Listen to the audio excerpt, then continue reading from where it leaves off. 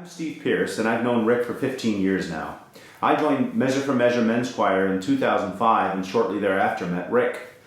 Men seem to need excuses like a common purpose or a few drinks to open up to each other. Our choir offered this, so Rick and I talked at intermission. He told me he'd just retired, that his friend Stu Work recommended that he join, and seeking social outlets, he did. He told me he'd been a phys ed prof at EMU for nearly 40 years, and I found that interesting. I knew that most others his age aren't in nearly as good a shape as Rick, and it was the same back then. I've always had trouble reconciling athletics with music because their approach seems diametrically opposed. One prizes physical output, strength, and determination, and the other an acute sensitivity and elegance.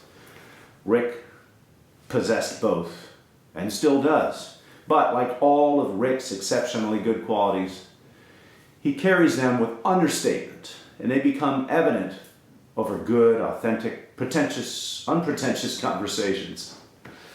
Later, I would learn that he even played the banjo and found himself in folk bars in Chicago playing informally with Peter, Paul, and Mary, among other great musicians. At least that's what I think I heard him say. In time, the tales I tell about Rick get taller, like a grandpa's exaggerated stories about himself, his children, and the accomplishments of his grandchildren. Upon Rick's request, and not long after we met, he asked me to help him with his retirement, and we began working together.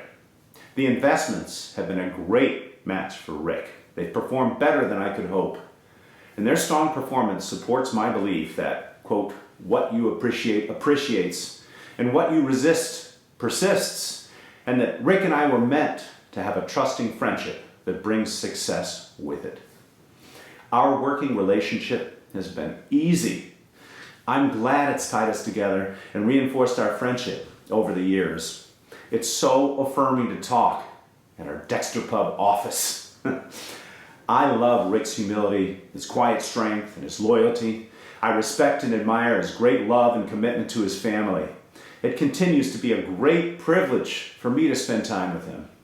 His story, as the sometimes troubled and angry son of a tough Norwegian immigrant father who got in frequent fights on the streets of his North Chicago neighborhood, the professional baseball contract he turned down in favor of a life with Jan, the family for which they aspired, and a teaching career, as well as his own teacher whose belief in Rick inspired his own belief in himself, enough to invest the time and effort necessary to become a teacher, making for an inspiring life story.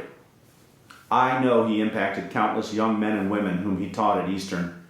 He's a woodcarver and an athlete. He still exercises regularly. We've run together a number of times.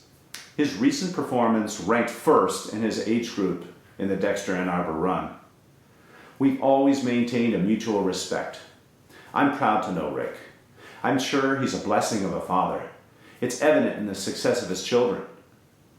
He called me first the morning after Kirk's accident. I will remember that forever and always will consider it a great honor. We've shared grief and great heartbreak. My son Ben fell to his death by accident from the top of a 7-story parking structure. And by chance, I met Rick alone as he entered Ben's visitation and felt great love and support. It's just another snapshot of how blessed I am to have Rick in my life. I love you, Rick. And by extension, I love the great family you helped create. It's my great hope to get you to the top of Machu Picchu with me. Take care. Happy birthday.